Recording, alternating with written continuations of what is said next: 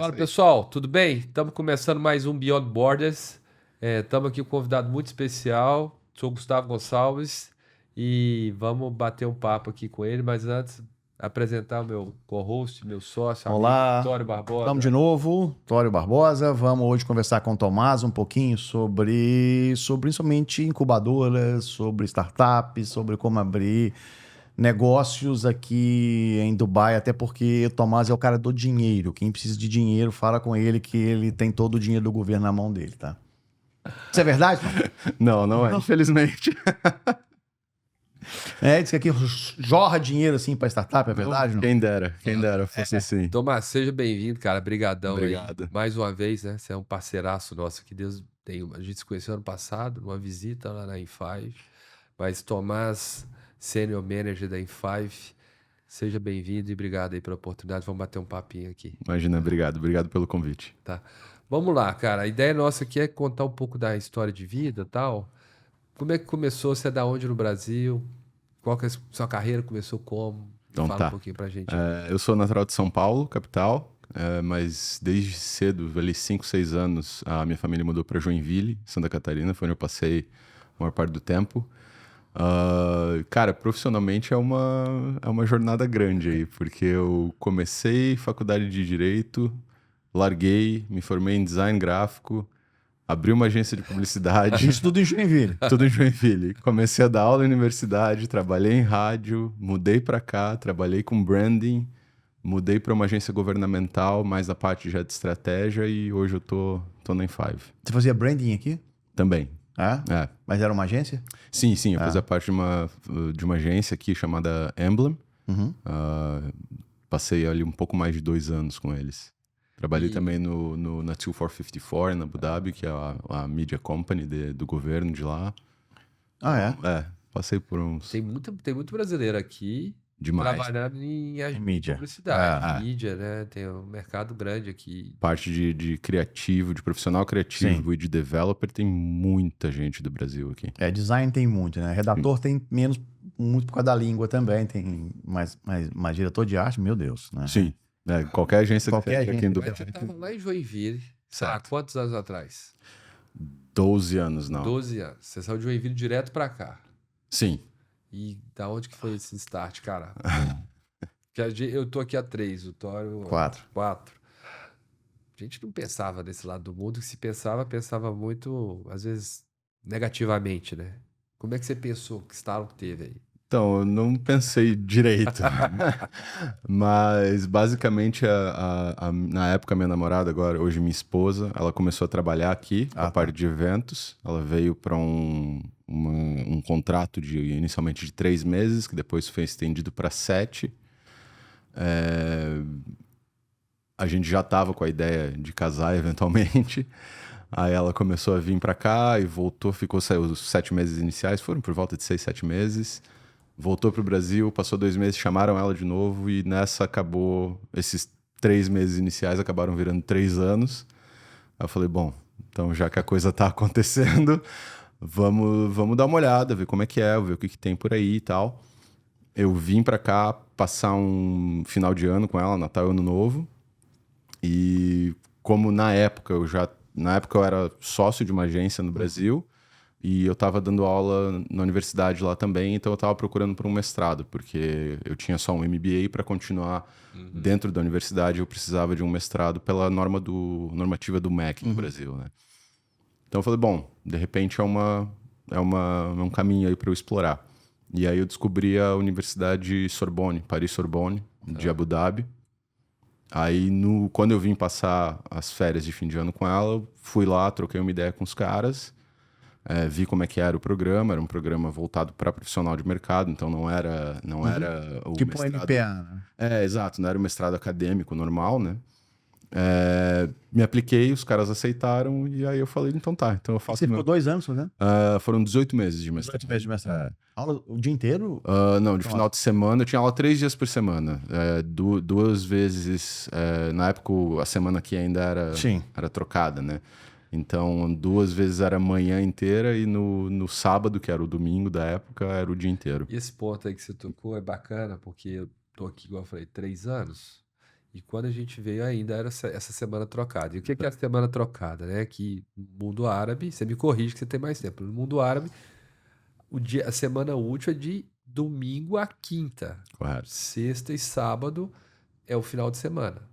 E no Ocidente, a gente lá aí no Brasil, tal, é de segunda a sexta, talvez o sábado, mas feriado, final de semana é sábado e domingo. E aqui, cara, a gente mudou de uma hora para outra, Sim. assim, né? Isso é muito curioso, como as coisas acontecem aqui, muito rápido, né?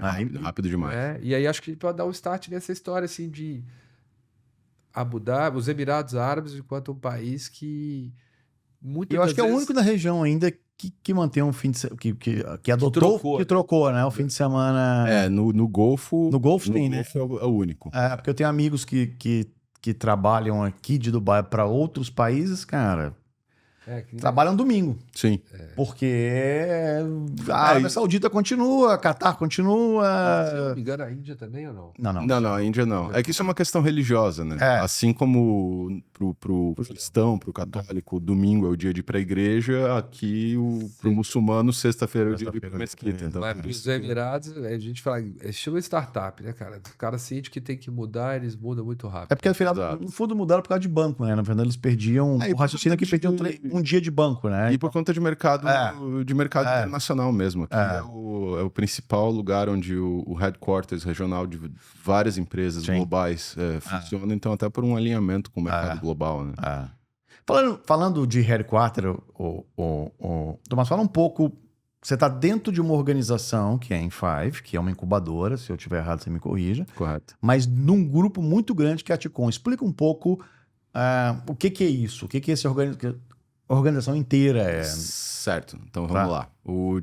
Como você falou, a N5 faz parte do Ticon Group. O Ticon é um developer, né? Uma construtora, uma das maiores que a gente tem aqui nos Emirados, focado 100%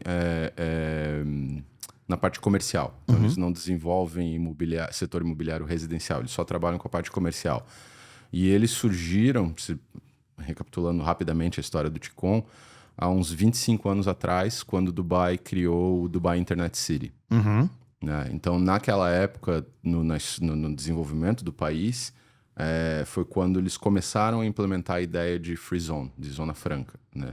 Onde porque aqui a legislação original do país tinha, né? Eles já estão, do ano passado para cá, eles acabaram removendo isso, mas na época existia a questão de como você estabelece um negócio nos Emirados. E na época era uma exigência legal que qualquer negócio estabelecido aqui tinha que ter um emirado, um negócio local, que fosse dono de 51% do negócio. Obviamente, quando a gente fala de grandes corporações, quando a gente fala aí da Amazon, Microsoft, esse tipo de coisa, isso é inviável, obviamente. Os caras não vão entrar nesse tipo de sociedade. Então, a medida, o remédio que os Emirados criaram foi o estabelecimento dessas free zones. E eles começaram, aqui em Dubai, a primeira e a maior delas foi Dubai Internet City. De lá para cá, o Ticon evoluiu. Hoje são um total de 11 free zones. Então, no total de 30 free zones que a gente tem em Dubai, 11 são do Ticon. Né? Então, e elas são todas mapeadas em determinados setores. Verticais. Verticais, exato. Então, Internet City, obviamente, é a parte de tecnologia. Tem Media City, que é a parte de mídia. O Dubai Design District e assim por diante. Hoje... Só uma até para as pessoas terem noção, que não conhecem aqui, cara, é gigante, assim. Quantos prédios tem a Ticon? Eu não vou saber te dizer quantos prédios, que são muitos, mas em termos de tamanho, de escala do Ticon, a gente está falando de 11 free zones, a gente está falando de 12.500 negócios internacionais estabelecidos aqui. Entre esses 12.500, você pode contar aí 98% das Fortune 500, que tem algum tipo de regional headquarters, estão dentro do Ticon Group. Então, todos os nomes globais, Google, Microsoft, vai de cabeça o que eu lembro, Google, Microsoft, Canon, CNN, Thomson Reuters, 3M, todas essas empresas elas têm o headquarters dentro do Ticon Group. Então, a gente está falando de um universo de 12.500 negócios. Hoje são mais ou menos 145 mil pessoas trabalhando diretamente ali dentro. espalhado em 11 free zones, né? E aí a estrutura ela é de comercial, né? Então você monta a estrutura do prédio onde a empresa tá, aí tem restaurante, tem hotel, Isso. e aí tem às vezes a parte residencial muito próxima, Sim. que teoricamente é para aquelas pessoas que estão trabalhando ali viverem ali, né? Então, Mas daí o inventário residencial já não é não de faz vocês. mais. Tinha, no começo, o Entendi. Ticom até Porque até tem Dubai, tinha. não chama Ticom, né? Não chama mais, eles trocaram o nome Ah, agora é? do bairro. Mas sim, eles tinham um pequeno. Nessa Ah, é? ideia. Nessa Tem uma estação de metrô, trocaram também, não? Trocaram. Trocaram? Trocaram. A estação de metrô aqui é que nem nome de estádio, quem paga lá. Quem vai. Naming rights. É naming rights, exato. Mas no início eles tinham essa estratégia de ter os dois, o comercial e o residencial, mas eles já tiraram a parte residencial, passou para uma outra estrutura. Então o Ticom ficou só com a parte comercial. E aí é como você falou, tem a parte de a infraestrutura propriamente dita dos prédios e tal, e tem a questão de infraestrutura técnica que o Ticom também trabalha. Então, por exemplo, em Dubai Studio City, que é para a parte de produção de mídia, principalmente focado na parte de TV, você tem lá toda a parte de estúdio, por exemplo. Então, os prédios, os estúdios estão todos prontos para que uma empresa venha e simplesmente instale a operação ali. Eles não têm que gastar com a estrutura física. Inclusive, tem um estúdio lá que pode ser inundado. É uma estrutura gigantesca, assim. Aquelas coisas que só acontecem aqui do Exatamente. E da mesma forma, você tem outras partes em Dubai Science Park, que é um outro free zone Pharma, do né? Ticom, que é na parte de ciências e life science e tal. Existe um prédio totalmente preparado para receber laboratório, a parte laboratorial inteira. Então, toda a estrutura base do prédio já está pronta. Você tem o seu laboratório, você só traz o equipamento específico que você precisa e o resto da estrutura já está pronta. E Tomás, o pessoal que está acompanhando a gente, muitos já conhece, mas a estrutura da Free Zone, né? A Free Zone é basicamente a pessoa em imposto zero. Certo. Era. Teoricamente, Por enquanto, ainda. isso. Exatamente. A Free Zone, quando ela foi estabelecida, ela garantia duas coisas para o estrangeiro que quisesse investir no negócio tendo aqui. Era a questão do imposto zero e era a questão de você ter 100% do business sendo um estrangeiro, né? Não precisa ter o sócio local mais.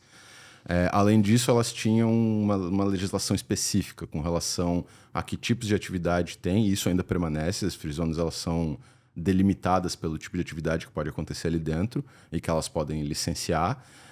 E existia uma limitação que também já não existe mais, de uma empresa dentro da free zone só podia fazer negócio com a free zone, não podia fazer negócio com o resto da mainland.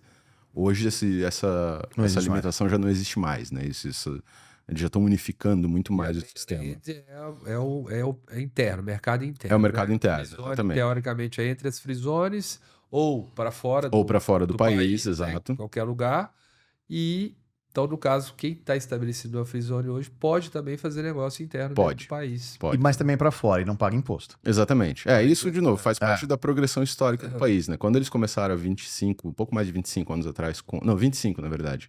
A Internet City está fazendo 25 anos semana que vem. A gente estão preparando a festa lá na empresa. Quando eles começaram há 25 anos atrás com essa ideia, a população dos Emirados era muito menor e o volume de negócio que se fazia aqui era muito menor. Então fazia sentido a empresa ter uma empresa internacional, vamos dizer uma Microsoft, que foi um dos clientes âncora do Internet City. Fazia sentido eles terem um headquarters aqui, porque no caso deles era MENA Region, então a gente está falando Golfo, Norte da África e África do Sul. Então, a operação aqui, num ambiente mais amigável aos negócios, num ambiente de imposto zero, fazia sentido. Mas não era mirado no mercado interno, era mirado em mercado regional. Hoje essa situação mudou, por isso que você tem essa progressão da Free Zone, não tem mais essa limitação de fazer negócio com a mainland, você não tem mais essa limitação até da licença mainland de precisar de um parceiro local. Então mudou porque a realidade do país, do mercado mudou. A gente tem cliente de Free Zone também, né? A gente já conversou sobre isso. Uma curiosidade que eu tenho, ou seja, no teu entendimento, quem compete com a Dubai? Ou seja, quem pode estar vindo aqui tomando este lugar, tomando esse headquarter que você tem da Microsoft ou do Google que você tem, ou de qualquer outra empresa? Existe esse assédio para que ele troque de país? E Demais. Pois é, e quem tá Quem tá brigando? bancando? Quem tá Quem tá bancando? me dando isso? Hoje o principal é a Arábia Saudita. Arábia Saudita. Né? A Arábia Saudita ainda tem a lei de parceiro local, ó, Amator. Exatamente. A Arábia Saudita ela é muito parecida hoje com o que os Emirados eram há 25, 30 anos atrás. Então, assim, eles ainda têm uma série de avanços que eles precisam fazer. O motivo pelo qual eles têm esse poder de negociação de repente, como você falou, assediar uma empresa para trocar o headquarter, é o tamanho da população. Eles são a maior população. 40 milhões. Né? Exatamente, 35, 40 milhões. E eles são a maior economia da região. Então, eles ainda têm isso, exatamente, em dinheiro. Mas é um país que ainda, para o mercado internacional, ainda precisa avançar em várias áreas. Catar muito pouco, né? O Catar muito pouco. Quando você vai para Catar, para Bahrein, esses países eles são muito pequenos, na verdade, né? O mercado é muito limitado. E assim, Dubai, querendo ou não, Dubai e os Emirados Árabes, a liderança nacional é muito mais ágil, né? As coisas acontecem muito mais rápido. E Dubai, como Dubai foi o primeiro, Dubai está muito avançado em relação aos outros em vários aspectos, né? Então é difícil de fazer essa concorrência direta, assim. Locomotiva é o que puxa a região, né? Verdade, Exatamente. Todo mundo... Mesmo não tendo uma maior quantidade de dinheiro, mesmo não tendo a maior população, mas ele acaba atraindo muito. Eles criaram um ambiente de negócio extremamente favorável, eles desmistificaram muito da questão da cultura árabe e islâmica. Né? É um país e uma cidade, principalmente Dubai, né? Os Emirados como um todo, mas principalmente Dubai, é muito mais receptivo ao estrangeiro, né? E se integrou muito mais com uma comunidade internacional. Né? Então, quando você vai para outros países, você não tem essa mesma... eu não gosto de usar abertura porque não é necessariamente o termo, mas você não tem esse mesmo nível de integração. Né? Sim. É menos fácil para um imigrante ir para outro país. Exatamente. Por causa da diferença de cultura é muito grande. Né? Eu brinco que a gente é expatriado, não é imigrante. Exatamente. Que é um nome bonito para chamar imigrante, mas na verdade é uma diferença gigante, né? Porque quando você está aqui em Dubai, por exemplo, você não sofre nenhum tipo de preconceito por ser estrangeiro. Não. No nosso caso, não. Ser estrangeiro... Não existe. Gustavo, eu acho que talvez com o indiano tem. Assim, acho que querendo ou não, com o indiano, Bangladesh, a grande Índia, Paquistão, você ainda existe um pouco de... assim, existe uma diferença no tratamento de um local para um estrangeiro, isso é óbvio, e existe também um componente de comunidades de estrangeiros. Tem comunidades que tendem a ser muito mais fechadas do que outras, né? Sim. Sei lá, para saída da região, italiano, por exemplo. Todos os italianos que eu conheci aqui, eles têm a comunidade de italiano. Francês é a mesma coisa. Eles só fazem ali as coisas junto com a comunidade italiana, reclamam que a comida não é tão boa quanto na Itália. Vinho não tem.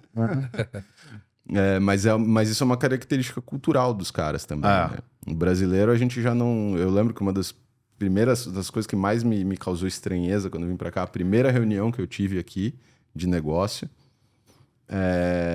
eram 7, 8 pessoas na mesa e... Oi, tudo bom? Como é que você tá? E trocaram pro árabe. E eu falei, o que eu faço? E assim, é um choque isso, né? Porque eu nunca tinha ouvido falar disso. Então, assim, eu falei, primeiro que assim, no Brasil, a gente já tem, por mais que a maior parte do Brasil não tenha um contato direto com o estrangeiro, mas quando você entende que você excluir a pessoa da conversa chega a ser uma falta de educação, uma falta de... Você está sendo grosseiro com a pessoa. Aqui eles não têm problema nenhum em falar em árabe na frente, sabendo que você não vai entender nada. Aliás, faz parte da cultura, né? O árabe é diferente de lugares justamente por causa disso, por uma questão de negociação. Exatamente. Fala-se... A gente tem um cliente que diz que você tem diferença em... Você tem uma língua falada em Sharjah ali comunitariamente diferente aqui de Dubai. Sharjah é um emirado vizinho, muito colado. Eu faço um paralelo, a gente estivesse em São Paulo ali, grande ABC, então você tem de São Paulo, de São Bernardo.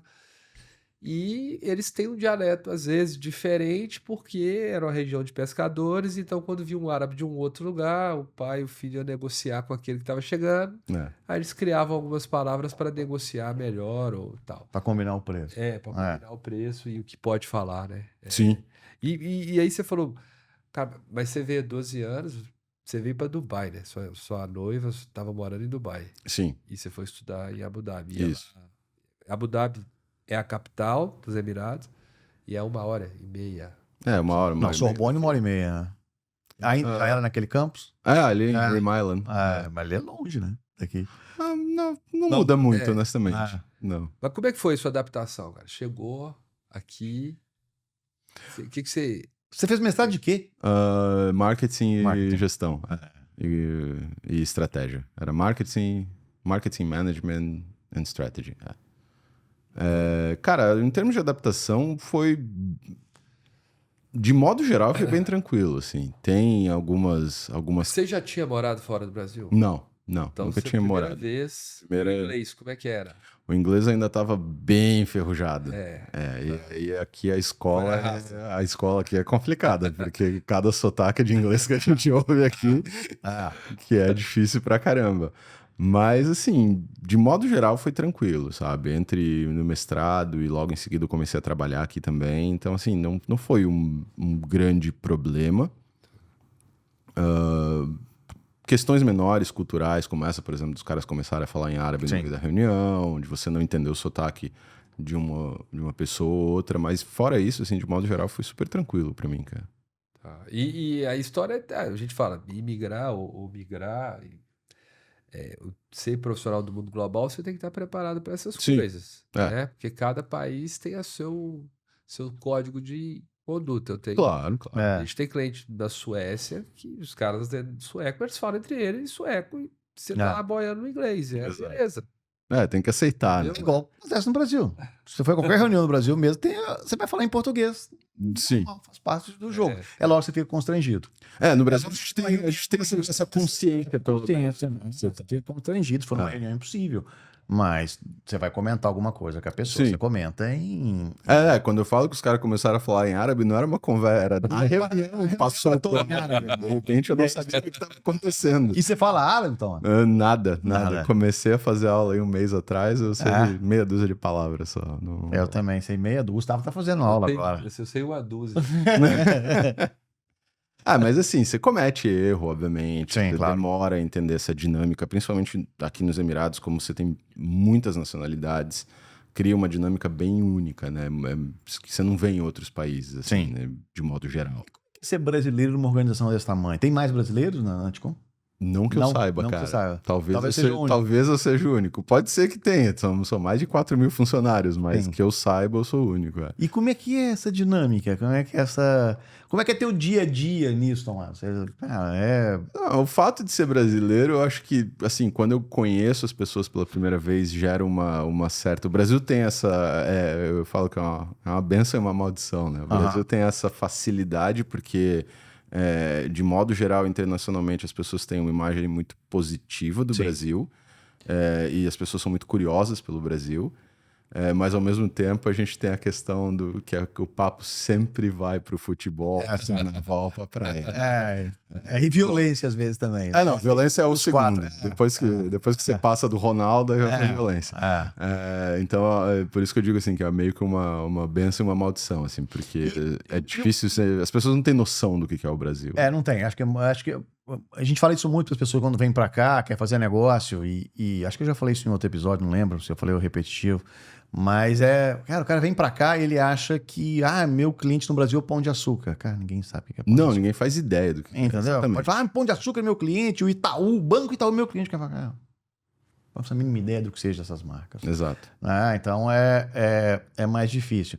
Mas uma curiosidade que eu tenho, assim, até porque você trabalha numa corporação grande e tudo, a gente tem amigos que trabalham na Alemanha que falam, cara, não existe nenhuma relação pessoal no trabalho. A gente tem amigo que trabalha na Suécia, não tem nenhuma relação pessoal no trabalho. Aqui tem? Sim e não. Sim e não. Sim e não. No Brasil, como é que é isso? Não como no Brasil, com certeza. Eu acho que vai muito da nacionalidade, assim. Tá. Eu acho que os árabes, de modo geral, não Emirados, mas quando você pega árabes, por exemplo, do Líbano, do Egito, Síria, Jordânia, eles tendem a ser muito mais abertos. Sim. A região do Golfo, eles já tendem a se manter um pouco mais separados, assim. Até é possível, eu tenho uma grande amiga minha que é Emirati, É mulher, inclusive, não tem problema nenhum. Já visitei a casa dela algumas vezes, ela já visitou lá em casa e tal. Mas, de modo geral, eles tendem a ser um pouco mais reservados, até porque eles têm uma ligação muito forte, eu diria. Com a família, né? Com a família e com as tradições deles. Que é uma coisa que acaba ficando incompatível com o que a gente está acostumado, assim, a fazer. Assim. Não, é engraçado, a gente conhece muita gente aqui, né? E no fundo, o que eles repassam pra gente, e até é inacreditável ver isso, mas parece assim, eles falam assim comigo. É como se fosse uma cidade do interior 50 anos atrás. Ou seja, no fundo, eles todos têm uma cabeça mais liberal, mas às vezes fica com medo de ser mal falado. Então, existe ainda essa... Existe. Você percebe, e depois quando você avança um pouquinho num relacionamento com a pessoa, é outro... Sim, outro relacionamento. Outra conversa, exatamente. Mas os primeiros, vamos lá, as primeiras 5 vezes que você tá com a pessoa, 10 vezes que você tá com a pessoa, ela é muito travada. Sim. Mas eu acho que é muito... Não sei se você concorda comigo, acho que é muito dentro do que o Tomás falou. Eles são muito reservados para a família. Eles estão muito convivendo em família. Se a gente tiver a abertura de participar do convívio dele, no modelo deles, eu acho que eles são abertos. Eu tive a oportunidade de ir no casamento do filho do embaixador do Emirados no Brasil. Cara, foi super legal, assim, me receberam super bem, me colocaram para fazer a dancinha lá. Depois eu vou até pegar o nome. As crianças aí roda no futebol, mas super bem recebido. Mas a cultura é deles, é a gente que tem que, do meu ponto de vista, a gente tem que estar aberto para entender a cultura dos Com certeza. Daqui, não só deles, das outras comunidades. Mas com os outros... Não, aí com os outros, principalmente com nacionalidades ocidentais, assim, europeu, americano, aí é muito mais parecido com o nosso dia a dia, né? Então não tem muito atrito. A gente também. A gente, como fornecedor, a gente acaba convivendo. O Gustavo até mais do que eu, convive todo dia com pessoas de toda nacionalidade, são os clientes nossos, a gente vai visitando em outros lugares também.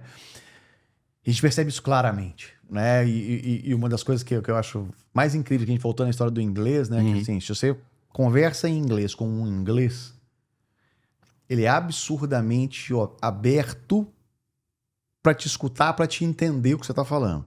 Agora, se você fala inglês errado com o italiano, ele te olha atravessado. Se você fala inglês errado com o francês, ele te olha atravessado. Se você fala com, sei lá, principalmente... Mas esse atravessado deve ser mais porque ele não está entendendo também. Eu acho que não, Gustavo. Eu acho que no fundo ele fica assim, eu tive que ralar para aprender, você também tem que aprender a falar 100% igual sem ter erro verbal, entendeu? Essa é a sensação que eu tenho. Não sei se acontece tudo mas você sabe corporativo. Mas você sabe que, de modo geral, quem não é nativo de inglês tende a falar um inglês muito mais claro e mais correto do que quem é nativo, né? Porque a pessoa tende a usar menos gíria, menos expressão local e tal. Isso não tem... Meu filho mora em Glasgow.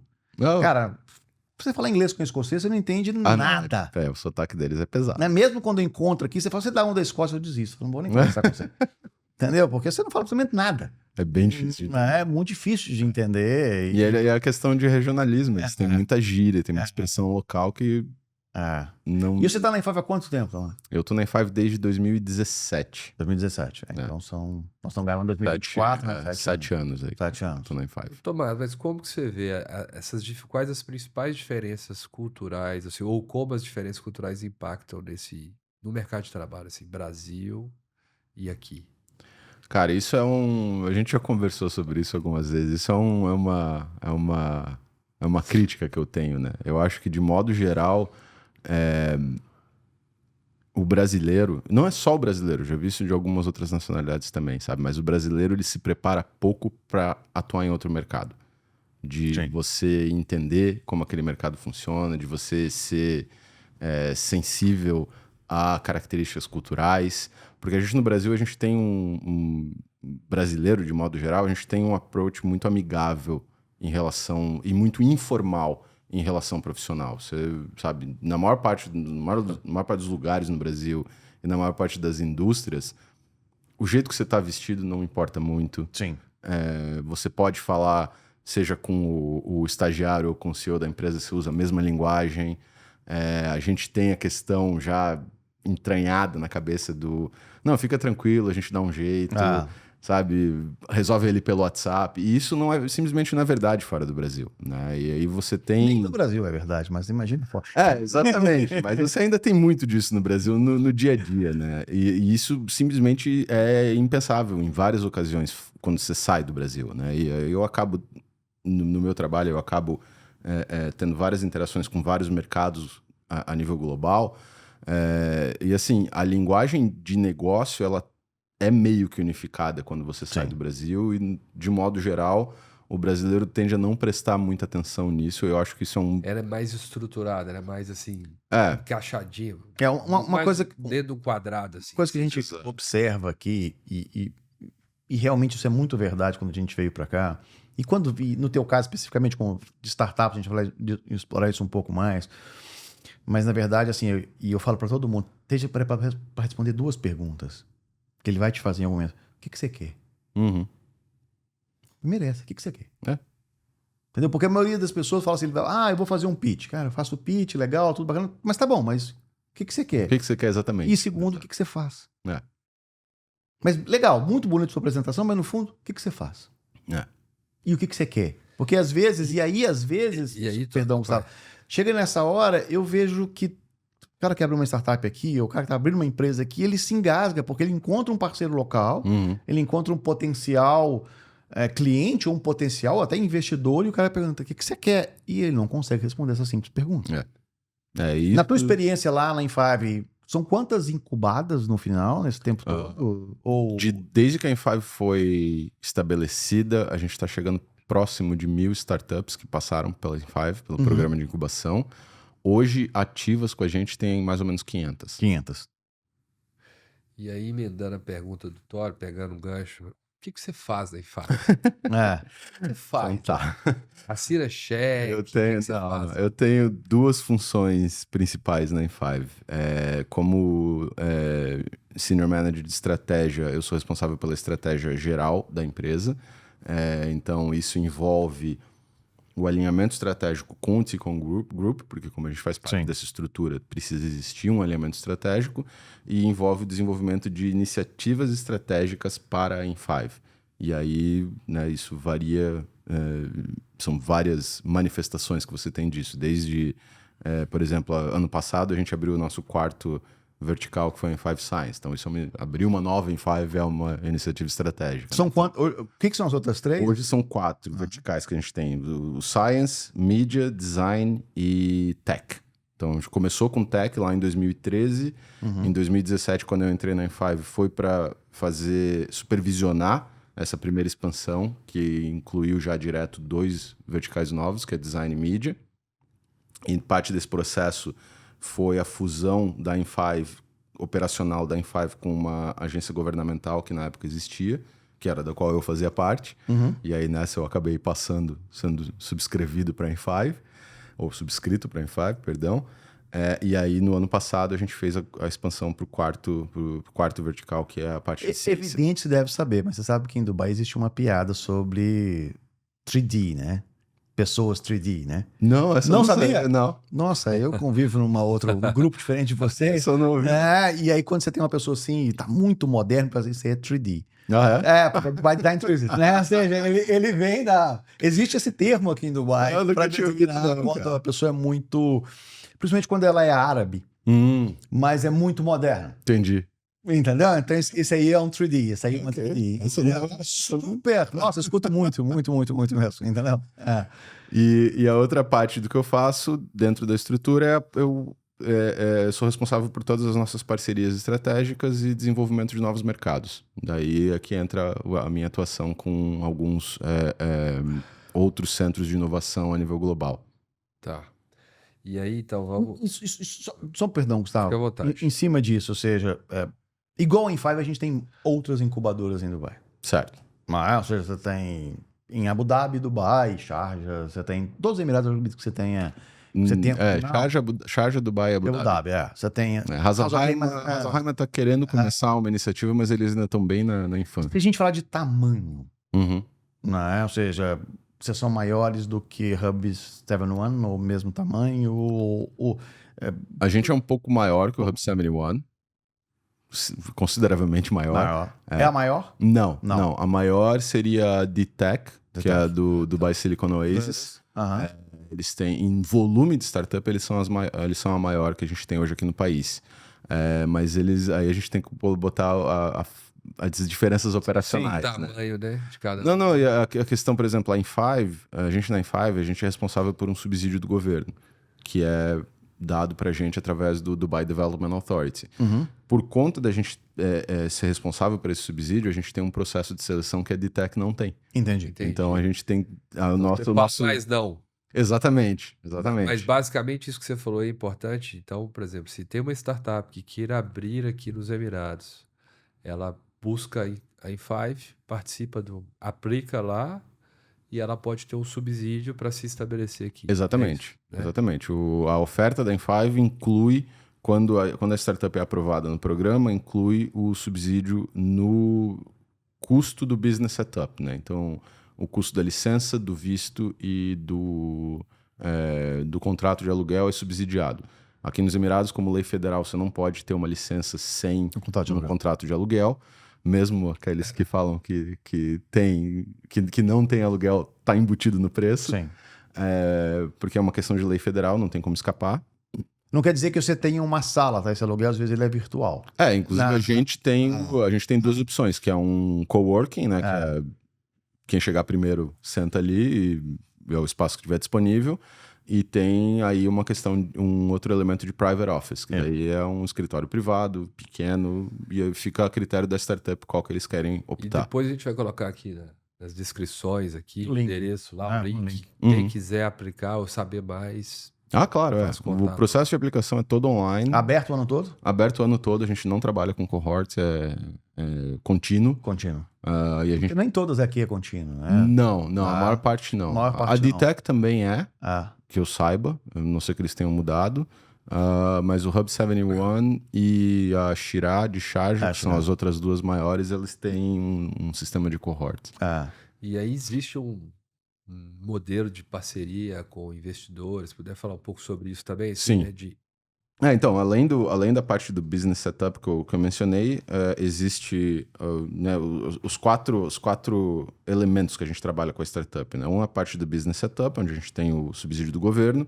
O segundo a gente chama de knowledge and intelligence, né? Que basicamente é o guarda-chuva onde estão as atividades comuns de uma incubadora. Então, os workshops, os bootcamps, os networking sessions e por aí vai. E aí a gente desenvolve mais de 150 eventos todo ano. O terceiro elemento é market access, daí é onde boa parte do meu foco também está, que é a parte de como é que eu crio oportunidades de negócio para as nossas startups. E isso pode ser através da participação em eventos, que a gente teve semana passada a GITEX, North Star, ou pode ser através das parcerias que a gente desenvolve com o setor privado. Então, aí a gente tem os nossos corporate partners, e aí depende da conversa com o parceiro, a gente vai ter uma oportunidade que pode ser uma apresentação direta, pode ser um programa, pode ser um proof of concept, daí varia, né? Uma vez a gente estava no Slush, Gustavo, em Helsinki, e a gente conheceu uma ucraniana, ela até mora aqui em Dubai hoje. E ela falava o seguinte: startup procura 3 coisas só: pessoal, dinheiro ou mercado. Exato. Pronto. Essas são hiring 3 opções. Em qual dessas vocês encaixam melhor? Então, é por isso que a gente tem essa divisão, né? Tá. Então, o último elemento que a gente trabalha é a questão do investment facilitation. Então, a gente não investe, a gente provê o subsídio para essa startup, mas a gente não é um investidor. Tá. Então, a gente tem um networking de angel investors e venture capitals que trabalha com a gente, e a gente faz a facilitação desse processo. O que significa isso? Significa entender o que os investidores estão procurando no momento, se eles estão fazendo deployment de dinheiro, esse tipo de coisa, e internamente trabalhando com as startups para ajudá-las a chegar numa posição de investimento na melhor posição que elas consigam, né? Então, tem toda a parte de due diligence, tem a parte de novo, pode ser simples como vamos revisar o teu pitch, pode ser complicado como você precisa refazer toda a tua estrutura legal, por exemplo. Então, a gente trabalha com parceiros nossos e do nosso próprio time nesse sentido para ajudar as startups a chegarem numa posição em que, no momento que elas sentam com o investidor, elas têm tem uma chance melhor. A gente conversou, né? Ou seja, talvez o maior unicórnio de financeiro da região ele foi feito dentro. Começou com a gente. Começou na N5. Exatamente, o Tab. A Tab. Que é um fantástico aplicativo de parcelamento de compra. Exatamente. Não, parcelamento de compra. Parcelamento de compra, exatamente. Compra em 4 vezes. É o nosso carnê. É o O nosso famoso carnê que a gente tinha no Brasil. Mas ele também é o cartão de crédito, não sei. Não, ele usa o cartão de crédito, mas é um produto. Mas ele começou dentro né? Começaram com a gente uma muito licença bom. operacional. Sim. Eles, no novembro do ano passado, eles levantaram 236 milhões de dólares e o valuation deles pulou para 1,6 bi. 1,6 bi. Tomás, e aí você falando da sua função, né, de parcerias globais, visitar eventos fora daqui, e esse ano você teve no Brasil no Web Summit, né? Estive no Brasil no Web Summit. O que vocês buscam? Ou se você, enquanto buscar parceria, você está visitando, você está olhando startup, sei lá, o que vocês... O que você foi fazer no Web Summit? Eu fui para o Web Summit como parte da missão da Apex, do escritório da Apex aqui de Dubai. Sim. Por conta de uma parceria já existente que a gente tem com eles. A gente vai trazer Tatiana aqui um dia. Tatiana é sensacional. Sabrina. Então eu fui lá para participar como convidado do programa que eles estavam fazendo para a seleção de startups que eles iam levar para missões internacionais. Então fazia parte do comitê de aprovação, né? Que tava tendo uma seleção lá. Eles mandaram 130, não foi pra cá? Não. Esse ano eles mandaram 45 startups. 130 pessoas. 130 pessoas. 45 startups. Foi a maior delegação internacional da Northstar esse ano, foi do Brasil. Isso. A presença foi extremamente significativa. Assim. A Apex já vem fazendo esse trabalho, acho que desde 2019, se não me engano. A gente está trabalhando com eles desde o primeiro ano. É sensacional, assim, é muito interessante ver o crescimento desse Mas e aí, quando você vai, você está buscando encontrar o quê? Vamos lá. A gente tem alguns pontos quando a gente participa de evento internacional ou quando a gente tem quando a gente tem essas conexões com outros centros de inovação globais, né? Obviamente, é a questão de awareness sobre a N5 e sobre os Emirados. Então, nesse ponto, a gente... Principalmente quando a gente vai numa capacidade institucional, a gente leva a imagem de Dubai com a gente, né? Então existe esse elemento. Tem a questão de atrair mais startup para cá, obviamente, isso é um mandato nosso de atrair startup para cá. E existe a questão de desenvolver essas relações internacionais. Essas relações internacionais que a gente desenvolve, além da questão de atração de startup, existe também o outro lado que é... quais os canais que a gente pode apontar as nossas startups quando elas estão expandindo para outros mercados. Porque a gente tem que lembrar que o mercado, nenhuma startup que abre aqui abre pensando nos Emirados propriamente dito. No mínimo, você está olhando a nível regional, né? Então, ter parceiros de confiança que a gente pode direcionar as nossas startups nesse momento de expansão internacional é importante para a gente também. E aí entra aquela coisa... Uma das características bem únicas que a gente tem aqui, né? Quando a gente fala, por exemplo, o Brasil consegue juntar 45 startups e vir para os Emirados, porque são 45 startups brasileiras que querem explorar um outro mercado. O nosso perfil de startup na N5, a gente está falando de mais de 120 nacionalidades. São mais de... Atualmente, a gente está falando de mais ou menos 1.400 founders. Uau. E são startups que estão indo para todos os lugares do mundo. Então, assim, eu não consigo hoje falar assim, dá pra gente pegar 20 startups da N5 e levar para o Brasil? Não dá. Eu consigo uma ou duas, talvez. Porque as outras 500, uns vão estar olhando a Europa, uns vão estar olhando os Estados Unidos, uns vão estar olhando Índia, outros vão estar na Índia, outros vão estar outros Índia. E um outro elemento do nosso mercado aqui é que justamente pela quantidade de nacionalidade que existem, várias vezes os próprios founders já têm esses canais. Principalmente se é de um país de origem. Sim. Então, assim, pra gente é muito complicado fazer esse tipo de missão. Mas como você enxerga esse caldeirão cultural, assim, de diferentes... Imagino que nas startups, eu vejo em algumas, você tem pessoas de diferentes nacionalidades trabalhando. Como que você enxerga que essa diversidade cultural pode beneficiar o desenvolvimento da startup? caso, ou da empresa? Cara, mistura sempre é bom, né? Mistura sempre é positiva, né? Então, assim, além de você ter... você amplifica vários elementos, pensando numa startup, né? Você amplifica o seu alcance geográfico, propriamente dito, porque você sempre tem a nacionalidade original dos founders para você poder pensar numa estratégia de expansão.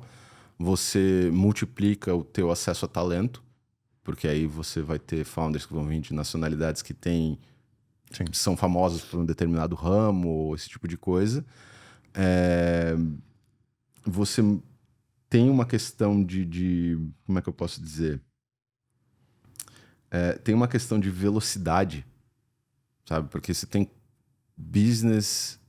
É porque você conhece alguém no país. Exatamente, sabe? A gente é muito demandado. Putz, eu quero entrar no Brasil com isso, eu quero entrar no Brasil com isso. Acaba que a gente fala, isso funciona, isso não funciona. Isso acaba gerando uma agilidade. O cara me pergunta, negócio. Pro Gustavo principalmente, também o cara pergunta, olha, puxa, eu quero entrar nesse mercado no Brasil, você tem alguém para me indicar? Pra Exatamente. Puxa, a gente, se for legal, a gente apresenta. Isso gera esse movimento dinamismo. Dinamismo é uma palavra melhor do que velocidade. Uma empresa que está estabelecida aqui, ela se torna global, né? Acho que é isso. Eu falo... A sua essência, ela é constituída... Exatamente. O cara já pensa... Pelo menos a nível regional. Isso é uma conversa que a gente já teve, já tive com o pessoal da PEX e com vários outros parceiros internacionais que a gente tem. Esse passo de internacionalização do negócio, a partir daqui, ele é muito mais natural do que em outros mercados. Então, a gente tem mercados... Ele é o primeiro passo, às vezes. Exatamente. Muitas vezes ele é o primeiro passo. A gente tem, por exemplo, se pegar, por exemplo, Coreia do Sul e Itália. Os dois têm um problema muito similar, que as startups elas não escalam rápido o suficiente. Por quê? Porque os caras têm bastante verba governamental disponível. Então isso... E na Itália, se você ia faturar muito, você paga muito imposto? Existe a questão do imposto. Então são os fatores. Incentivo ao contrário. Incentivo ao contrário. Incentivo para o cara ficar parado. Porque você tem muita verba disponível e muita verba a fundo perdido. Né, os grants, né, que o cara não tem que pagar de volta. Ele levanta ali, sei lá, 100 mil euros do governo, ele não tem que pagar aquela grana de volta. O W também, não acontece? Não para estrangeiro. Não para estrangeiro. Exatamente. Tá. Mas só terminando o paralelo, o cara tem dinheiro disponível, existe uma barreira enorme de língua, porque são dois países, a título de exemplo, que não tem a maior parte da população falante de inglês. Existe uma questão extremamente forte de E só eles falam a língua deles, comodismo cultural. Não, é um comodismo cultural, assim, o italiano ele não quer sair da Itália. Assim, falando de maneira bem simples. Sabe assim, ele, na cabeça do italiano, assim, não é uma crítica, mas assim, quando você conversa com os italianos, você entende que assim, o cara... Pra ele é a bota. A bota é o melhor lugar do mundo, o lugar mais bonito do mundo, é a melhor comida do mundo, o cara não quer sair de lá. E o coreano tem um perfil muito similar. Muito similar. Também, não é uma população que fala inglês, é uma população que tem... É um mercado que tem muito acesso à verba do governo a fundo perdido e que o cara é extremamente... Tem muita coisa bacana de tecnologia de lá. Deus, é absurdo. A gente conheceu, por exemplo, o Slush foi em 2018. A gente viu muita coisa bacana lá de empresa coreana. Sim. E esse ano eu fiquei muito impressionado na Northstar, que tinha um stand gigante. Dois. A nível de governo, existe um esforço muito grande. É por isso que eu trouxe eles, porque justamente eu já estou conversando com entidades, eu já tenho 2 parceiros da Coreia, estou conversando com entidades coreanas privadas e governamentais já pelos últimos 2, 3 anos. E isso dá para notar claramente, assim. Uma curiosidade que eu tenho, Tomás, seja, no teu trabalho lá, com a Nem 5, quando você olha para alguém de modelo, no mundo inteiro, quem é teu modelo? Quem você fala, cara, é isso aqui... Eu quero ser isso quando crescer. Eu quero ser isso quando crescer. Existe isso ou não? Existia. Tá. Mas, assim, o desenvolvimento do mercado aqui já meio que eliminou isso, sabe? Tá. No sentido de que... até uma brincadeira que eu faço quando se toca nesse assunto, né? As pessoas falam assim, Dubai vai ser o próximo Silicon Valley? Não, o próximo Silicon Valley vai ser Silicon Valley. Sim. Porque existe uma série de fatores extremamente contextualizados ali, históricos, inclusive. A gente está falando aí Muita gente fala, desde a década de 70. Não. Silicon Valley começou lá... Desde quando o sistema de foguete foi... Não, antes... No centro... Não, é aquele centro de pesquisa da NASA. Não, a gente tá falando do estabelecimento da Universidade de Stanford em 1910. Então, assim, já começou desde lá, sabe? Com essa questão de nós queremos ser o lugar da inovação. Então, a gente tá falando de mais de 100 anos de história. Sem contar todo o contexto financeiro econômico dos Estados Unidos e a cultura de empreendedorismo do americano, que é muito forte, etc. Então, assim, ninguém vai replicar o que acontece lá. Da mesma forma, a gente percebe que... E uma coisa que eu acho muito legal da M5 é que a M5, como a maior parte dos lugares no mundo, começou tentando imitar o que acontecia no Silicon Valley, mas nos últimos 10 anos a M5 desenvolveu uma fórmula própria, um sabor local e um modelo próprio, e que é muito específico para cá, e que funciona muito bem para cá. E eu até já tive outros países... Pô, você não quer abrir um M5 no Egito? No Azerbaijão? Assim... Não vai ser a mesma coisa. Não é um pacote que eu posso pegar e simplesmente jogar no outro mercado. Mas no final do dia, vamos lá, você tem a sua apresentação anual para o board da Ticon. Qual KPI que você apresenta? O que é o número? Isso é uma coisa bem legal da M5 também. Então, o que é o número? O que é teu número? Então, antes de responder essa pergunta, eu preciso botar um contexto aqui. Por nós fazermos parte do Ticon Group, que é essa estrutura gigantesca, e além disso, a gente tem o suporte através do subsídio do Dubai Development Authority, a M5 está numa posição muito única nesse sentido. A gente não tem uma obrigação imediata, por exemplo, de gerar lucro. Na estrutura do Ticon, a gente não é um centro de lucro, certo? A gente cumpre uma função dentro da estratégia do Ticon que é um efeito tardio. A nossa função é gerar um pipeline de business para o Ticon. Só que para isso ser relevante, a palavra-chave é o quê? É sustentabilidade. Claro. A gente quer business que vão continuar, não business que vão sair daqui. Então, o nosso número mágico é sustentabilidade. É quanto tempo as empresas que entraram lá permanecem. Exatamente. Então, a gente... Esse é o seu principal. Esse é o principal número. E alugam um pro prédio mercado. lá na Ticon. Exatamente. No fundo... Então, só para te dar um paralelo, não, para te dar um número exato ali, a gente faz um acompanhamento com todas as nossas startups por 5 anos. E a gente tem uma taxa de sobrevivência de 34%. Perfeito. E a gente mantém essa taxa já nos últimos 6 anos. Então, assim, o sistema funciona. Quando a gente fala de startup, que a média global, 90% vão falhar. Não necessariamente tem que estar lá dentro. Depois, não é obrigatório, exato. Isso é importante entender da Infag. A gente não... Exatamente. Começou com a gente e hoje está na Arábia Saudita, exato. Não existe uma obrigação contratual da startup de permanecer no Ticon. Se eles decidem ficar no Ticon depois do nosso programa de incubação, eles ainda têm mais 1 ou 2 anos de alguns abatimentos ali de custo, que não é nem de perto o que a gente oferece no subsídio, mas ainda assim é um incentivo adicional. Mas não existe uma obrigação contratual. Eu tenho uma impressão, e aí me corrija, mas eu nunca tive a chance de perguntar isso para alguém na sua posição. E acho que eu nunca te perguntei isso antes. A sensação que eu tenho, estar aqui em Dubai há muitos anos, aqui tem 2 grandes negócios. Turismo e real estate. Com certeza. Isso é público, todo mundo fala. A gente teve um evento há pouco tempo atrás, real estate hoje é 14% da economia de... Real estate de residência. Residencial é 14% do processo. Mas a impressão que eu tenho é que tudo aqui é feito para real estate. Tudo. No fundo, que ele quer te vender um aluguel. Sim. Ou a compra de uma unidade de office. É Sim. isso mesmo. No nosso caso, sim. Mas bem explícito no teu caso. Porque nós somos parte de uma construtora. Então, obviamente, o nosso modelo, o core business da construtora Mas a impressão que eu tenho é todo mundo, cara. Que no fundo é real estate. Real estate é porque, assim, real estate é uma das formas de você pegar o comprometimento da pessoa estar aqui, do negócio estar aqui.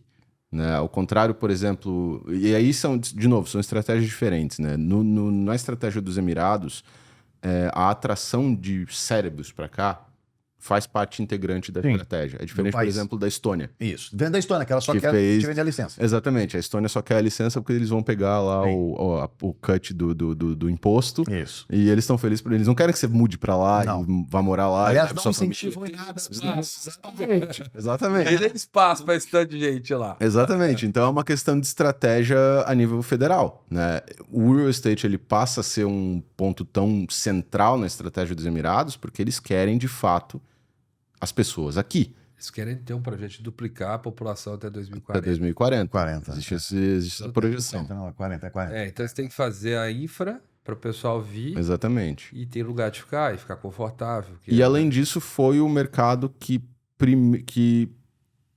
possibilitou, financiou isso. financiou isso, possibilitou toda a indústria do turismo. Sim, claro. Quando a gente tem lá para trás o lançamento do Palm, depois Sim. do Burj Al Arab, depois do Burj Khalifa. Então sempre foi muito focado no real estate porque era a ideia de atrair pessoas para cá. E dinheiro. E, consequentemente, se atrair dinheiro, exatamente. Que roda bem, né? Tá, nesse ponto aqui, quais são as principais oportunidades que você vê aqui nos Emirados para uma empresa ou uma startup que queira vir?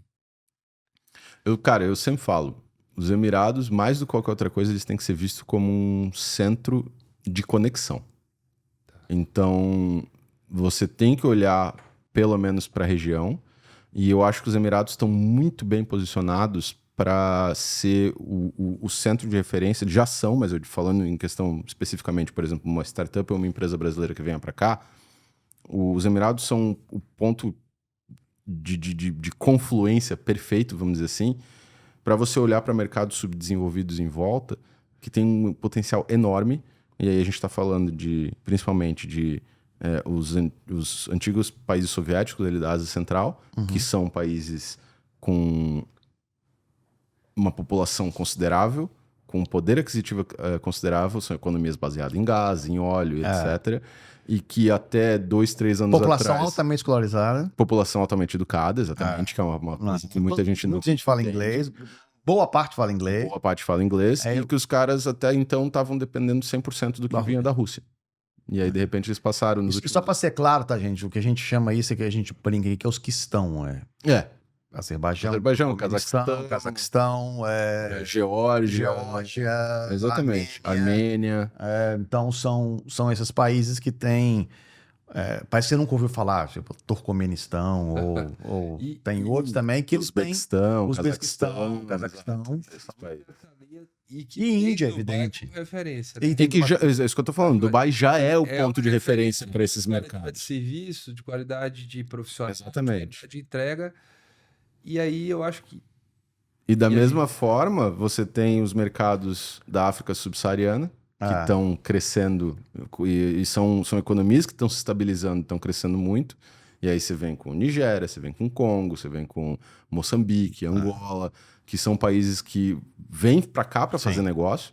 E ainda o Sudeste Asiático. Né? Ali, Malásia, Tailândia e tal, eles fazem muito negócio aqui. Índia, obviamente, seria um mercado extremamente interessante pelo tamanho da população, mas ainda é um mercado bastante complicado de entrar, bastante avesso a estrangeiro, né? Tende a ser, a barreira de entrada lá é muito grande, né? Por um protecionismo histórico que eles têm. Eles estão abrindo. Estamos falando aqui, para dar uma ideia, nós estamos falando em um raio de 4 horas de voo. 4, 5 horas de voo. 4, Sim, 5 horas de voo no máximo, né? Exatamente. E aí a gente fala para empresários que queiram explorar ou enxergar essa oportunidade desse mercado, eu considero Dubai um ponto, de sua opinião, um ponto super favorável para isso, porque quando a gente fala de vir empresa, vem família, vem... Sim. E é um lugar que a família fica mais tranquila, porque é o que mais se parece com o que nós vivemos. Sim. no Não, e Brasil. assim, o Dubai acaba se tornando esse ponto de referência, e para mim é um dos fatores principais, justamente porque é o lugar onde você consegue a qualidade de vida excelente. Isso que eu ia te perguntar, como é que é Qualidade de vida morar excelente. e trabalhar em Índice de violência quase zero, certo? É um país, os Emirados, de modo geral, que já está conectado com todas essas economias em volta, então, principalmente as economias africanas e da América Central, da Ásia Central. E já está conectado, eu digo, por acordos que já estão rolando. A Dubai, a DP World, eles já têm canal de distribuição de produto, por exemplo, acho que 17 países africanos, que você paga menos de 0,5% na transação. É quase nada isso. DP World administra hoje parte terminal de Santos, né? Exatamente. Exatamente. Boa parte terminal de Santos é administrada pela DP World, né? Então, exato. E aí DP World é a empresa de logística daqui, logística naval. Exato. Eles operam porto, terminal de container, esse tipo de coisa. Não tem imposto de renda. Não tem imposto de renda. Não tem imposto pessoal, sobre lucro. Não tem imposto sobre lucro, não tem imposto de transação. E como é que é, cara? Isso é curiosidade, eu nunca perguntei. Como é que é ser funcionário aqui? CLT, como é que é isso? Boa pergunta. Como é que é? Vocês são empresários, né? Você sabe de empresa e tal, mas como é que é? CLT, o cara... Você tem desconto no seu salário? Conta. Não. O salário não tem absolutamente nada retido na fonte, isso obviamente é muito legal. Mas, assim, você não tem uma CLT. Né? Mas você paga no seguro, não paga, Tiago? Ou Tomás? Você substituir, acho que é 50 dias. Ou a empresa paga? Acho que ela paga um pequeno segurinho, como fosse um FGTS. Como o meu contrato, aí é que entra uma questão pessoal minha. O meu contrato ainda é com... Eu ainda sou um funcionário do governo, então eu não tenho isso. Você tá muito bem. Eu tô por isso que eu falei, eu fui subscrito para a M5, mas o meu empregador é o governo ainda. Outra curiosidade, em cima disso, da questão do governo e do real estate. Ele falou de férias. Não existe. Férias existe. Não, existem algumas diretrizes básicas de relação trabalhista com relação ao mínimo de férias, que é jornada máxima de trabalho. O mínimo de férias pela lei trabalhista, acho que hoje são 20 dias, não me engano, 20 dias úteis. Existe a questão... para o setor privado já existe a questão como é que é, da previdência. Sim, é isso mesmo. Possível, que é o que você está falando. Mas é pouco, é coisa assim. É muito ridículo. 50 dirhams por mês. Como eu não tenho, eu não vou saber te dizer exatamente. Não tem 13º, são só 12 salários no ano.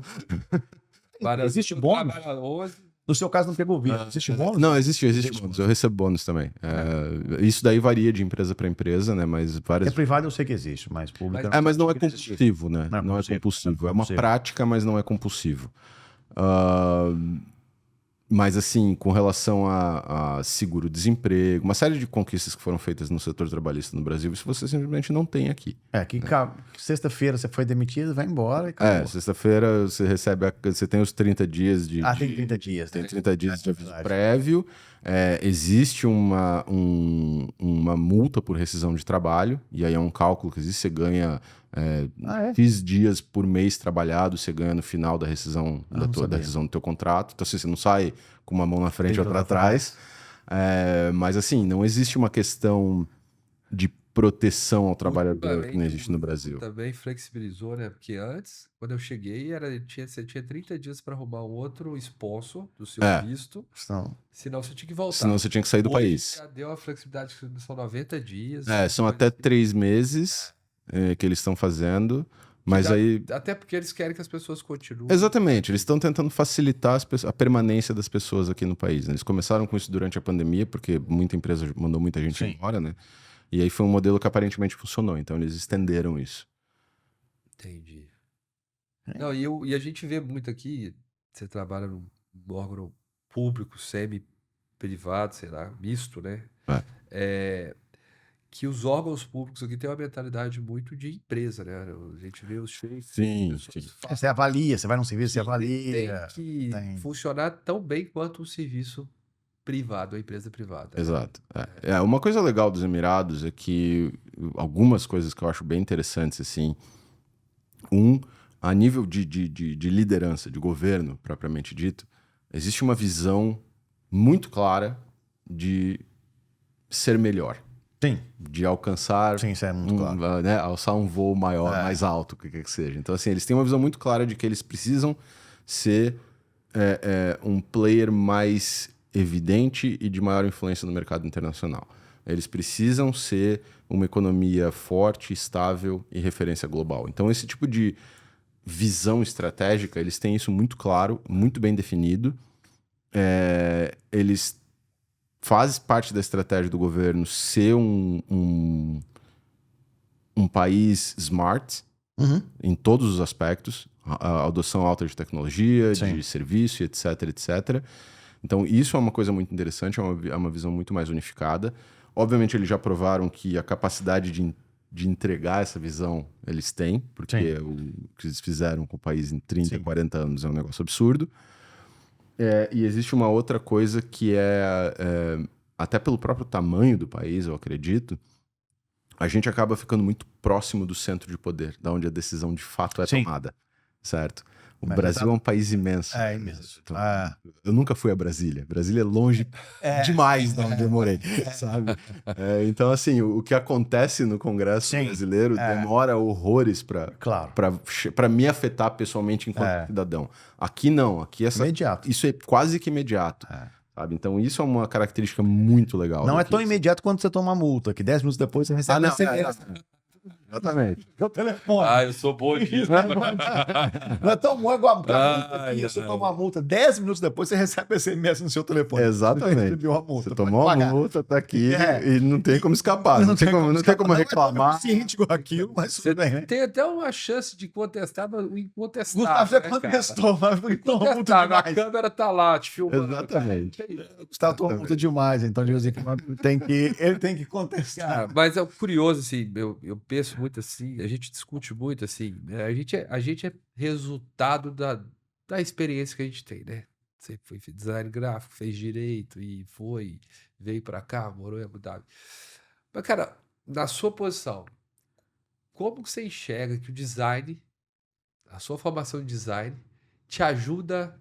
Ou te ajudou a chegar aqui? No dia a dia do seu negócio, da sua profissão. Me ajuda demais, cara. Me ajuda demais.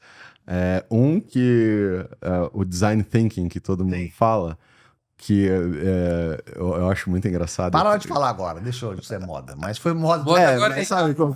Não, engraçado porque isso foi vendido de uma forma como uma coisa revolucionária. Sim. E assim, é simplesmente um framework de projeto, sabe? Sim. É só para você ajudar você a gerenciar as etapas de um projeto, não é uma coisa mágica que vai... Então eu achava muito engraçado. Um tempo até me ficava meio cabreiro, assim, quando eu design thinker, já... Os caras estão ganhando dinheiro com trouxa aí. Mas por ter sido treinado em design thinking, isso já é um processo automático para mim, né?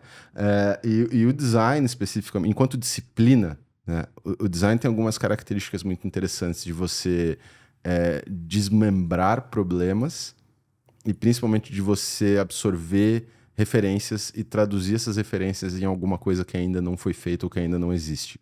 Então, nesse sentido, a parte do meu treinamento enquanto designer, vamos dizer assim, é uma coisa que eu uso diariamente, assim, faz parte do meu processo interno já e não tem... Da pergunta que eu ia fazer, que eu esqueci, mas no final, assim, voltando de novo, você está dentro da Ticonda, uma questão de real estate. O trânsito está virando caos. Você pega o trânsito todo dia. Você percebe que existe uma questão, e que isso está acontecendo no Brasil também, mas eu percebo isso muito, tá? Muito claro, é difícil, mas assim, que de alguma maneira o governo incentiva que as pessoas voltem a trabalhar presencialmente. Você acha que isso existe aqui, Tomás? Sim, né? Principalmente a nível de governo. Sim. Existe uma certa, vamos dizer assim, uma certa pressão nesse sentido. Pressão nesse sentido, né? A parte do trabalho remoto ainda é algo... Mas assim, isso também é uma questão cultural, tá?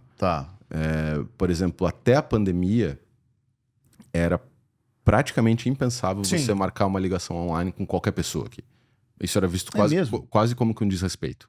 Assim, eu sou tão desimportante que eu não mereço nem que você venha aqui sentar para ter uma reunião comigo. Caramba. Então, existe essa questão cultural. Então, o trabalho remoto, ele ainda não é...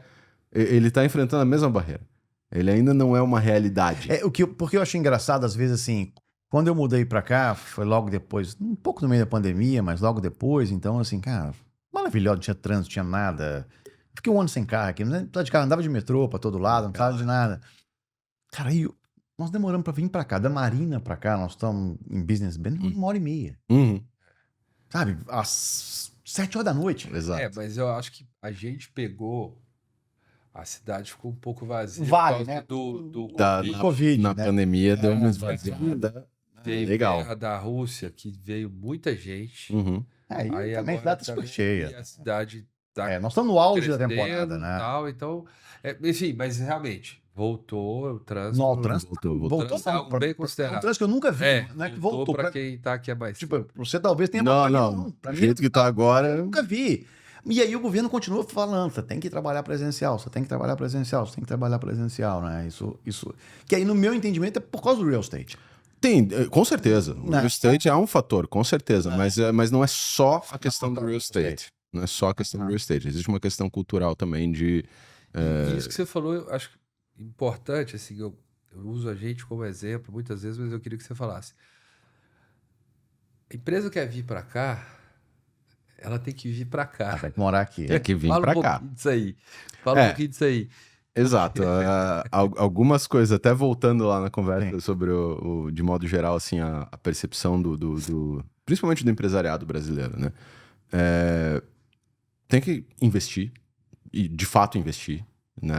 Essa questão esse comportamento de cowboy, de que eu vou pra lá passar uma semana e vejo se eu consigo um cliente, não vai, assim... Sim. Para mim não é a melhor estratégia. Pode acontecer, claro, não é impossível. É isso que acontece. Mas não é, exatamente, não é a norma, né? Pensando em sustentabilidade, não é isso. Exatamente.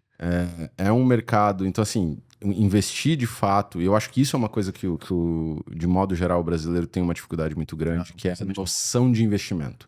É a noção de que hoje eu tenho uma empresa no Brasil que está muito confortável no mercado interno. Eu pago para minha família inteira ir para Disney uma vez por ano, mas eu não boto $1 milhão no meu negócio para expandir meu negócio internacionalmente. O que para mim é um tipo de pensamento que não faz sentido, né? Então, assim, o cara que está querendo expandir para a região, e eu até vou dizer que isso é verdade não só para cá, provavelmente para qualquer outro lugar do mundo, mas assim, visitar, conhecer, entender a diferença cultural, fazer a adaptação necessária do teu negócio para que, primeiro, entender se o teu produto ou serviço de fato é relevante para o mercado que você está querendo ir, entender competição, entender qual é a tua vantagem estratégica, todos esses elementos que, assim, de modo geral, é muito difícil ver. Eu tenho a impressão do que isso brasileiro. acontece no brasileiro, porque a gente sempre foi muito investido por empresa americana. E ela sempre tem o princípio do cowboy. Depende, cara. Depende. Porque assim, tem muito os Estados Unidos é uma conexão óbvia. óbvia. E me compra. Então, assim, e também, assim, é lógico. Mas mesmo nos Estados Unidos, cara, se pegar a maior parte dos business brasileiros que estão lá, ou boa parte... Não, eu digo do americano que foi pro Brasil. Sim, o A empresa americano... americana que investiu no Brasil, ou seja, foi lá, pegou, fez todo o processo. Então, assim, e a gente, de alguma maneira, quer replicar isso fora. Sim. Entendeu? A gente fala, poxa, vamos lá. Só que o americano, quando foi pro Brasil, ele levou dinheiro. Ele levou dinheiro, essa é a diferença. Eu concordo com você. Mas eu concordo com você em gênero, no grau. Exato. Sabe? E tem muita empresa brasileira que... Não é pra puxar dinheiro, é pra levar. Exatamente. Pra depois puxar. Exatamente. Você investe... É aquela coisa. É você tem que plantar. trabalhar junto. Não é a Fordlândia lá no Pará. Exatamente. Agora, chega nesse nível. Exato. Sabe? Mas assim, é você fazer... Eu acho que muitas vezes falta uma questão... Fordlândia no Pará, no Amazonas, não lembro agora. Acho que era no Pará. Acho que era no Pará. Eu não tinha nascido ainda. Eu acho que falta muito, assim, de modo geral, para o empresário brasileiro. E, assim, é uma crítica que eu tenho pela experiência que eu tive com o empresário brasileiro aqui. Você recebe muita gente. Demais. Todo ano. E, assim, também... gente que me acha no LinkedIn, começa uma conversa e tal, assim, sabe? Então, assim... Entender o mercado, entender o teu produto dentro do mercado, entender a tua competição dentro do mercado, entender o aspecto cultural de onde você está entrando, isso é muito importante. Porque quando o cara sai do Brasil, por exemplo, vai para os Estados Unidos, querendo ou não, existe uma proximidade cultural muito grande. A gente está muito acostumado a consumir coisas dos Estados Unidos. Padrão. Exatamente. Então, muito do que a gente faz e tal é muito similar. Quando você vai para outros mercados, isso não necessariamente é verdade. Né? Então, ter esse cuidado. E outra... em mercados como, por exemplo, o americano, a entrada de produto brasileiro já é facilitada. Até porque você tem um consumidor brasileiro lá dentro. Até porque você tem uma Uma população imensa de brasileiros. Tamanho da população de Dubai. Exatamente. Então, assim, você vai vender... Massachusetts, quando eu morei lá em 2000, eram 500 mil habitantes. Pois é. Brasileiro. Penso que deve ter. Pois é. Não sei quantos, mas penso que deve ter quase Então, o teu mercado, mercado consumidor local, na verdade, já está lá. Não é o caso quando você vai para outros países, para outros mercados. E essa questão, esse comportamento cowboy, eu acho que é extremamente prejudicial, sabe? São business que têm um potencial imenso. E é só brasileiro? Você conversa com gente de outros lugares. Você percebe isso só no brasileiro? Isso é muito mais evidente no brasileiro. Mais evidente no brasileiro. Muito mais evidente no brasileiro do que em outros países. Os que estão vindo para cá, você tem essa percepção? Não. Eles, assim, de modo geral, principalmente coreano, eles já têm uma cabeça completamente diferente. Os caras já vêm para cá, já vieram para cá muito melhor estruturados. Já vieram para cá com uma estrutura governamental, num dos casos, né? E vieram para cá abertos a explorar modelos de negócios diferenciados, até desde uma joint venture, etc. Ô, Vinícius, o maior choque que eu tive, assim, enquanto empresário, enquanto a gente abriu a empresa aqui, e pra gente, meu ver, foi muito positivo, é que aqui você tem muito mais tempo de planejar e executar as coisas do que a gente está acostumado no Brasil. É muito comum uma universidade chegar pra gente em novembro querendo resolver a captação de aluno delas para fevereiro. Sim. Isso é muito comum. E aqui a gente começa a falar de projeto para agora, para trabalhar 2025. A gente foi chamado para um projeto essa semana, Gustavo, acho que ele está com isso na cabeça, para 2026. Exato. O Gustavo falou comigo assim, então você não acredita, cara. Os caras querem fazer um projeto para fevereiro de 2026. Sim. Quer começar agora. E com então, dinheiro. Eu imagino que os outros países que você tem contato é mais ou menos essa lógica de negócio, de planejamento, de desenvolvimento, de discussão e a partir daí ir à execução. Assim, não confundir imediatismo com velocidade. Com dinamismo, exatamente. O brasileiro ele tende a ser muito imediatista. Eu queria arrumar uns 2 clientes. Todo mundo queria. Sempre assim. Será que exatamente. O cliente quer exatamente. Entendeu? É diferente de um até para ficar no exemplo dos Estados Unidos, por exemplo, do americano, que quando vem para cá, os americanos estão acostumados com uma dinâmica de mercado muito mais rápida do que aqui. Mas não quer dizer que eles não planejaram, não estudaram, não entenderam antes de vir. Entendi. Né? Entendi. Eles até pecam bastante por uma cultura corporativa própria que é um pouco incompatível com o ecossistema, não, o ambiente de negócio daqui. Muitas vezes os americanos eles acabam pecando por essa questão de ser muito business. Você faz reunião com o americano, você marca a reunião 45 minutos, quando dá 44 o cara fala, então, não quero tomar mais teu tempo, tchau, obrigado, depois a gente conversa. O cara mata a reunião na hora, assim, eles não avançam. E isso é uma coisa que, nesse ponto, o árabe já é um pouco mais parecido com o brasileiro. Sim. Né? Não, fica aí, vamos tomar um café, trocar uma ideia, aí já é... Acho que... E eu tenho outra impressão, só que é, de novo, minha, eu queria confirmar se você corrobora com ela.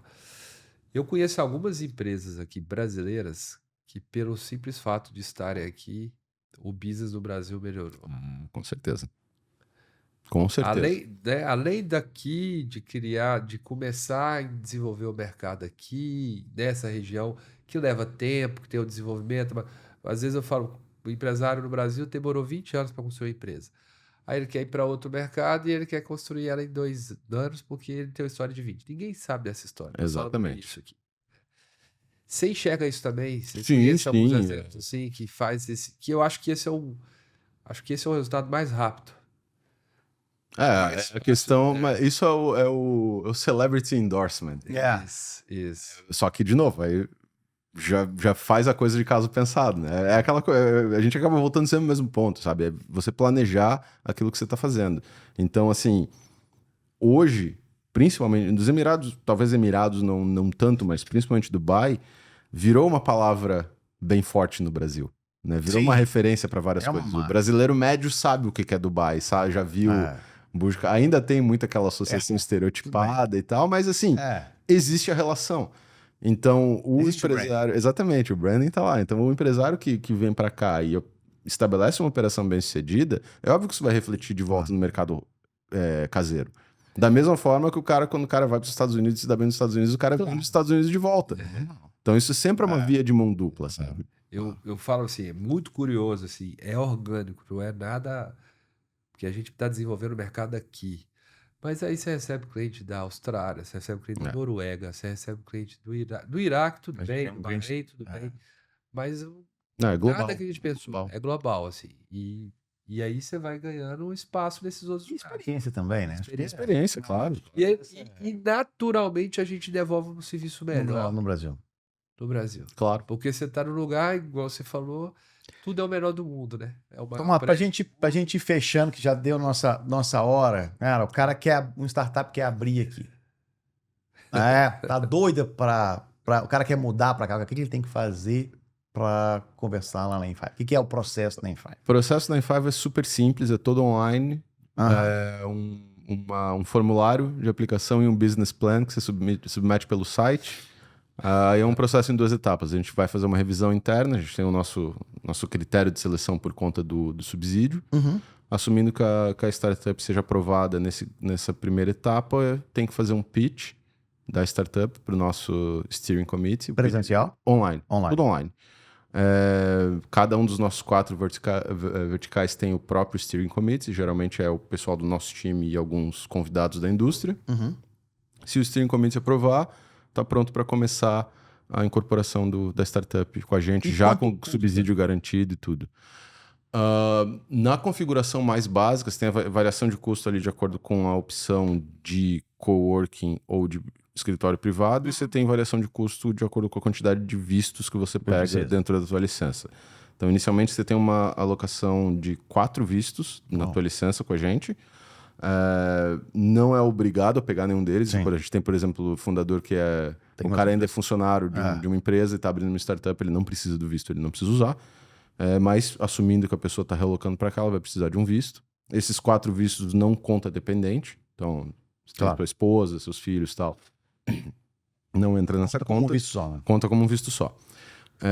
Então, assumindo a configuração mais baixa, que é uma licença, que também tem essa questão. Às vezes, dependendo da atividade, você vai precisar de mais de uma licença. Né? Então, uma licença com 3 atividades dentro dessa mesma licença. Atividades ali, se fosse o KINAI lá. É o KINAI, exatamente. KINAI. Exatamente. Então, uma licença com 3 KINAIs. Um visto e um coworking desk, que é a opção mais barata, a gente está falando em torno de 17 mil dirhams. Que daria 25 mil reais. Acredito que é por aí, 20, 25 mil reais. Pro ano. Exatamente, esse é o teu custo E anual. aí você falou, essa licença dentro desse modelo é 2 anos, talvez. O período de incubação máximo com a gente são de 3 anos. 3 anos. Então, a licença é renovada anualmente, o aluguel é um contrato semestral.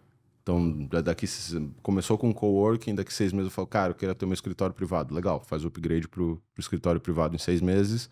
Ou ao contrário, começou com o escritório privado. Downgrade. Não precisa, pode fazer downgrade, não tem problema nenhum.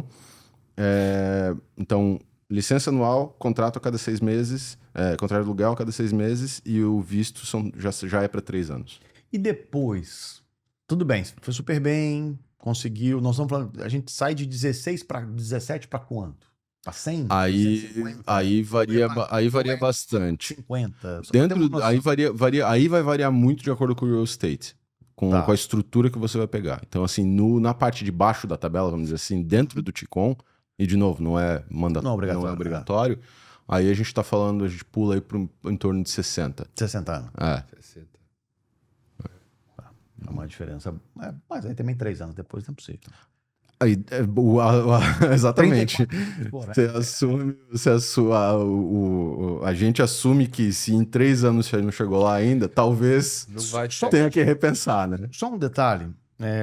Que tipo de empresa é o principal? É uma pre-seed? É uma MVP? Como é que... Então, a gente não trabalha com early stage. Então, a gente está falando a partir de MVP ou prototype. Esse é o ponto de partida. É quando a startup precisa virar uma entidade comercial. Eu preciso contratar gente, eu preciso pagar salário, eu preciso contratar serviço. Eu preciso ter uma banco. Exatamente, ter uma conta no banco. Então, assim, nesse momento é onde é o momento ótimo para a startup começar com a gente. E aí a gente tem nas nossas startups até Series A. E normalmente quando ela está assim, ela já está faturando, ela já está... Não, a gente tem pre-revenue. Tem algumas startups que são pre-revenue, mas, de novo, quando você começa a virar uma entidade comercial, varia muito do tipo de negócio, mas a ideia é que você já está entrando no mercado, né? Está começando a desenvolver teus canais de renda. Mas aí, de novo, depende do modelo de negócio. Por exemplo, a Tab, quando eles começaram com a gente, eles precisavam de uma licença operacional para desenvolver a plataforma. Eles não pessoal. só contratar os developers, os programadores, para Pra- poder fazer a plataforma, para depois da plataforma feita poder registrar com a autoridade financeira, Certo. para daí lançar o produto no mercado. Então, Até porque é engraçado no caso seus, né? Mesmo se, como o Dubai os free zones são segmentadas, acho que nem tem free zone para financeiro, tem? tem a autoridade. Aqui em DFC. Dubai é o DFC, Deve ser. em Abu Dhabi é o ADGM. NDGM, mas mesmo sendo uma financeira, ele preferiu abrir contigo para depois, lá na frente... Exato, eles mantiveram a licença operacional. Todo o time de developer deles estava com a gente por 3 anos. Para depois eles abrirem depois a licença. Exatamente. E outra coisa que eu acho bacana, assim, que a gente já conversou, mas eu queria trazer para a audiência aqui, é a característica de investimento, principalmente em Dubai, principalmente desse lado do mundo, né? Que você tem um baixo índice de investimento em Pre-Seed, nessa... Em early stage. Muito early stage. Early Não stage tem muito bem angel difícil. investment nessa Não, parte. early stage não, investimento early stage aqui quase não acontece. É bem difícil. Os investidores, de modo geral, eles trabalham já pós-revenue. E aí a gente está chegando ali perto de uma série A.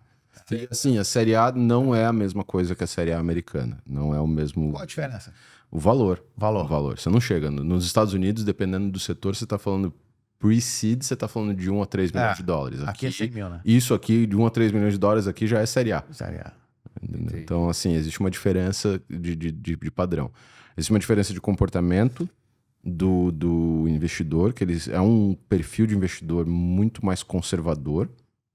Tem muito family office aqui, né? E assim, a gente tem que lembrar que 5 anos atrás você tinha uma VC aqui em Dubai. É muito novo. Esse elemento de investimento em startup ainda é muito recente, né? Então, você tem o universo do investimento em startup aqui ainda está se descobrindo e se desenvolvendo. É um período inicial ainda. Além de ser um período inicial, você tem, automaticamente, isso gera um perfil de investidor muito mais conservador, muito mais avesso a risco. Além disso, você tem, e aí é onde eu acho que as pessoas erram em ter a mentalidade no Silicon Valley, que é você não tem o mesmo sistema financeiro dos Estados Unidos, certo? É uma realidade de sistema financeiro completamente diferente. E você tem, querendo ou não, aqui na região... Mesmo sendo comum law. Mesmo sendo comum law. A FC é comum law e... Mas ainda não é tão... Os mecanismos financeiros que existem nos Estados Unidos não são nem de perto os mesmos que a gente tem aqui. E, querendo ou não, você ainda tem aqui na região um fator de segurança. Assim, é muito mais importante todo mundo saber para onde e para quem está indo dinheiro do que em outros mercados. Então, todos esses fatores fazem com que o mercado, de modo geral, o mercado de investidores aqui ainda... E principalmente o fato de ainda estar na infância, propriamente dito, né? Então, o investimento tende a acontecer mais tarde, porque o investimento mais tarde ele tende a ser mais seguro. Eu lembro uma vez, a gente teve lá no Silicon, a gente foi lá na Draper, lembra? Draper University. Tá, sei. Né, do Draper. E aí, cara, a gente foi no centro de startup deles, era inacreditável. Era um pé direito duplo bonitão, assim, mas o mais inacreditável é que você tinha era um cowork parecido com o teu. Muito parecido com o teu, assim, aquele ali de Internet City. Internet City. Mas você subia uma escada, assim, aberta, cara, em cima era só VC. Entendeu? Então, assim, cara, era um negócio tão inacreditável, né? Você tem um negócio... Logo a famosa piscina. Falando nisso, aquela piscina lá que vocês têm, alguém nadou naquela piscina? A gente não pode deixar ninguém entrar naquela piscina. Sério? Juro por Deus que a primeira vez que eu tive lá, eu pensei, cara, será que é por causa da piscina da Drop? Não, porque na Drop tem a história da piscina, né? Não, lá é porque aquele prédio, na verdade, onde é a Five Tech hoje, era uma residência. Por isso que tem uma piscina lá. Aí quando a gente pegou o prédio e ampliou, que ele não era daquele tamanho, a gente ampliou a construção, a piscina ficou. E aí ficou ali como uma área legal pra gente fazer evento e tal. Mas o nosso departamento de segurança seguro e tal, os caras, ninguém entra, não pode nem molhar o pezinho. Porque na Draper você tem só da piscina e tudo. Então, mas eu lembro que, tipo, toda a estrutura em cima era de VC, entendeu? Você tinha isso muito muito enraizado. Sim. E aqui você não tem isso, Não né? tem, não tem. É. O que eu gosto também, Tomás e Tório, de levar para o pessoal quando eu falo no Brasil, a gente tem todas essas dificuldades, que eu acho que tem, reais, né? Dificuldade de mentalidade, mas eu sempre enxergo muita oportunidade. Com certeza. Absolutamente. Né? Quando a gente, um exemplo, quando eu mudei para cá, você tinha que pagar o aluguel ou à vista, ou no máximo em 4 3 vezes. cheques, né? 3, 4 cheques, E aí você tinha que ter ir no banco, pegar um cheque. Eu tive um problema que eu perdi meus 8 cheques, assim, tive que cancelar. E eu não Sabe escrever de... não sabia escrever mais, né? Não sabia dar cheque, basicamente. Eu errei cheque demais aqui. Aí eu fui no banco e falei, preciso de mais cheque. Não, você só pode agora ter mais folha de cheque daqui a 6 meses. Se os seus cheques não voltarem. Eu falei, não, mas o cheque não vai voltar. Ele tá aqui, toma eles aí. Não, Eu tive que tem abrir jogo. conta em outro banco. Nossa. Mas enfim, e por que eu tô contando isso? De lá pra cá, hoje já tem o Will, Sim, que é o banco digital. online, e que, sei lá, tem 60% Acho que melhorou lá, bastante, tudo velho. funcionário que trabalhou no Nubank. Nubank no Brasil. Exato. É. Você tem bastante gente do Nubank. Então você tem muitas áreas que são tradicionalmente ainda atrasadas e que nós do Brasil somos naturalmente muito avançados, sim. que a gente tem um mercado inteiro para trazer algum produto igual a TEB, que foi Claro. um cancelamento. Assim, não me entenda errado, assim, sabe? Eu fiz essa crítica, de modo geral, à minha percepção do empresário brasileiro, ou do empresariado brasileiro, mas isso não quer dizer que eu não vejo oportunidade Claro. Sim. Não, do mercado brasileiro aqui. Pelo contrário, é justamente porque eu vejo tanta A oportunidade mentalidade fica tem que ser incomodado. outra. que esse tipo de comportamento acaba saltando aos olhos, sabe? Porque, assim, no fim das contas, cara, é teu negócio. Você quer fazer, você não quer, Claro. tudo certo, sabe? Mas, assim, a oportunidade existe demais, demais. Assim, o Brasil tem uma riqueza inacreditável de produtos, de serviços, e inclusive serviços que vêm da nossa própria cultura, que são facilmente replicados em outro mercado, mas a forma como você faz essa transição é que é importante. Então, mas eu já falei isso algumas vezes e eu reitero. Aqui as pessoas têm muito pouco conhecimento do Brasil. Mas quando você fala, o Brasil tem uma capacidade enorme de vender para pobre. Sim. Isso é a realidade. Eu Sim. acho que não existe país no mundo que tem uma capacidade tão eficiente de vender para pobre. E quando a gente olha para aqui do lado, nós temos um paísinho aqui do lado, tem 1,6 bilhão de pessoas. Exatamente. Ou se eu olho lá grandinho, são 2 bilhões de pessoas. Que é o Brasil há São 10... 5 anos atrás, talvez. 10, mas algumas coisas 25 anos. não, em termos de comparação de tempo, comparação, sim. Mais até. Mas já é um mercado maior que o Brasil, já é a economia do mundo. Sim. Então, assim... Então eu vejo uma similaridade absurda. Eu tive no Brasil, sei lá, 4 semanas atrás, eu falava, todo mundo que eu encontrei, eu falava, cara, ali tá a mina de dinheiro. Tudo que a gente aprendeu aqui nos últimos 30, 40 anos e cresceu muito pouco, você tem um país que está crescendo 8% ao ano, que demanda esse tipo de serviço, que o Brasil é excelente. Sim. Excelente. Excelente. A gente trabalha com educação, cara, e eu falo isso todas as vezes. Não existe país no mundo que existe um ensino superior por $50 no mês. Não. E nós temos um sistema de ensino superior. Sistema de ensino superior do Brasil, Sistema bancário inacreditável. Sistema de saúde pública. Ó, sistema de saúde pública, pra você ter uma noção. Eu tenho um grande amigo, parceiro meu nos Estados Unidos. E ele, parte do business dele é fazer a internacionalização de negócios para o mercado americano. E ele teve uma surpresa gigante há uns 2 ou 3 anos atrás, quando ele pegou a primeira marca brasileira da parte cosmética, certo? Para fazer a entrada no mercado americano. Era uma marca pequena, local e tal. Ele precisava da aprovação do FDA. E ele, como bom brasileiro, fez o quê? Falou, vou lá visitar o escritório dos caras, ver se eu conheço alguém. Claro. Porque a E o gente... FDA é o órgão que É a Anvisa dos Estados Unidos. E ele foi lá para conversar. Ele falou, né, como esse tipo de coisa um pouco mais sensível, de repente, se eu conseguir um contato pessoal, fica mais fácil. Aí ele foi lá, sentou para conversar lá com uma pessoa no escritório do FDA, explicou, tô trazendo esse produto assim, assim, assim. O cara olhou, é do Brasil? É. O americano. Tem aprovação da Anvisa? Tem. Então fica tranquilo. Porque a gente, FDA, usa a Anvisa como benchmark. Cara, eu nunca tinha ouvido falar disso. Mas nunca ouvi falar. O Brasil não vende o que tem de melhor. Então, assim, hoje, agora, principalmente no último ano e pouquinho que a gente abriu em Five Science, eu tô muito conectado com a parte de healthcare e a parte de life science, com esse lado do mercado. Qualquer lugar que você vai. Eu quero FDA, eu quero FDA, eu quero FDA. Pô, podia ser Anvisa. Podia ser Anvisa. Não, isso é inacreditável. Sabe? Então isso demonstra assim, a capacidade, o potencial dormente do Brasil, que o Brasil simplesmente não conecta. Tem muita coisa, muita coisa. E é uma coisa, é um elemento que assim, eu jamais teria ouvido falar disso se não fosse uma obra do acaso de eu conhecer essa pessoa que passou por esse processo, entendeu? Perfeito. Dono, muito obrigado. Tomás, tá de bom tamanho? Tá de bom tamanho.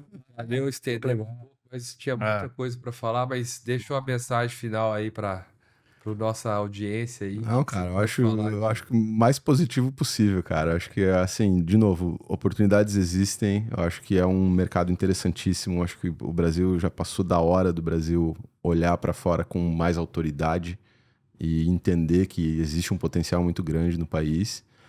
E ir para frente, cara. Fazer negócio, fazer a coisa do jeito certo. Aí tem tudo para dar certo. Obrigado. Muito obrigado. Tamo junto. Valeu. Obrigado por vocês, obrigado pelo convite. Obrigado.